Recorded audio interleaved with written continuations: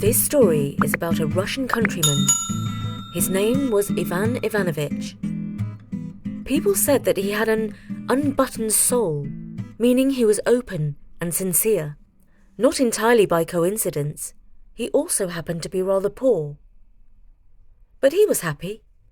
He lived in a small hut with his 7-year-old daughter, who was the apple of his eye. She was extremely bright and full of wisdom. For instance, when her dad complained that they had nothing for supper, she would say, "Papa, without effort, you won't even pull a fish out of a pond." And he would understand her meaning and take his net down from the hook on the wall and go and catch a fish. And when he was angry with himself for leaving the milk to boil over, she would say, "Don't worry, Papa. Even a grandmother can make mistakes." She was so clever that sometimes her father wondered if she was the grown-up and he was the child.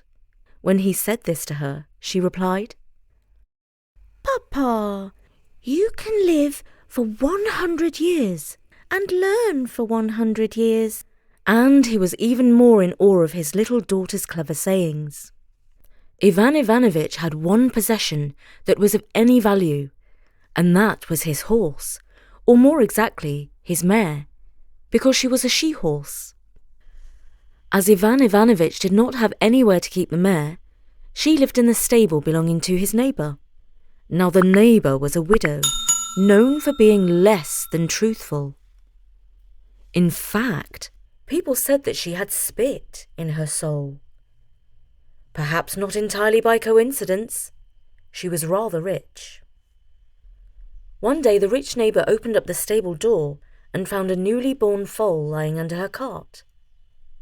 In case you don't know, a foal is a baby horse. Later on, when she saw Ivan Ivanovich, she said, "Guess what news I have?"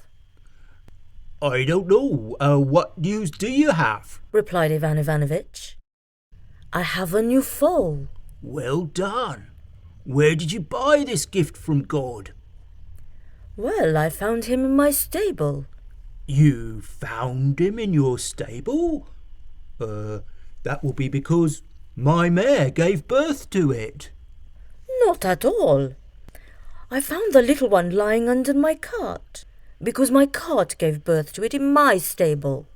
"Your cart gave birth to it? Surely you could see that it's me this foal belongs to." "Not at all. Are you trying to steal a valuable animal from right under my nose? My cart gave birth to this foal, I say, and it chose to give birth to him in my stable, so he belongs to me." "What a story! My mare gave birth to the foal, and therefore he's mine." And so on and on they argued, until eventually they both went to court to settle the dispute. As luck would have it, the king of the Russians called the Tsar was visiting his country estate, and so Ivan and his neighbour went before the Tsar himself to resolve the rights and wrongs of who owned the foal. "My mare gave birth to him, and therefore he's mine," said Ivan Ivanovich. "I found him just born, lying under my cart in my stable. Therefore I say my cart gave birth to him, and he's mine," said the rich neighbour. The Tsar listened to the arguments on both sides very attentively, and at last said, "The truth of this matter is a mystery wrapped in a mystery, and only God himself knows if the mare or the cart gave birth to the foal. Therefore I have decided to set you both 4 questions. Come back in 4 days' time and give me your answers. Whichever of you answers the questions truthfully shall win the dispute." They thanked the Tsar for his wise ruling and waited to hear the 4 questions, which were as follows. What is the strongest and swiftest thing in the world? What is richer and fatter than anything else in the world? What is the softest thing in the world?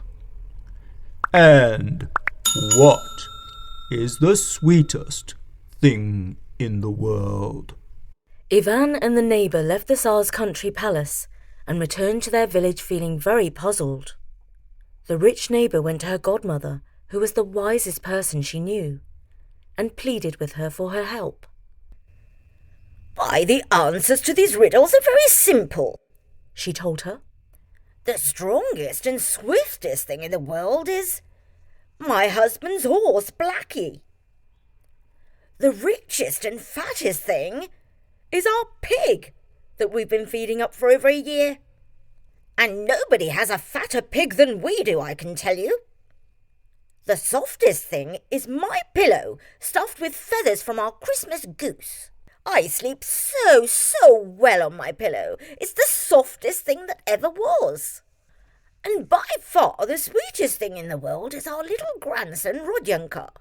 I foretell that one day he will grow up to be a student in St. Petersburg, and he will never, ever hurt anyone or anything, not even a fly."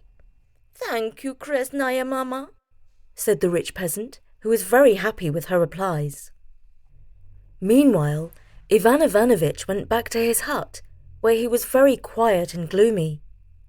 His little girl asked him what the matter was, and he told her all about the cunning and impossible questions set by the Tsar. "Even if I live to be 100, I shall never think of the answers," he told her. "Okay, what are the riddles, Papa?" asked the little girl, and holding back the tears, he repeated them to her. "What? The answers to those questions are simple," she said. "The strongest and swiftest thing in the world is the wind. No animal can outrun the wind. It can even make an oak tree bend before its force. The richest thing in the world is the black earth, which gives us all our food. The softest thing in the world is a hand, as anyone will gladly put their own hand under their head when they sleep. And the sweetest thing in the world is love. Those are the answers to your questions, Papa. Now, is there anything else I can help you with?" Ivan Ivanovitch was more astonished at the cleverness of his little girl than ever.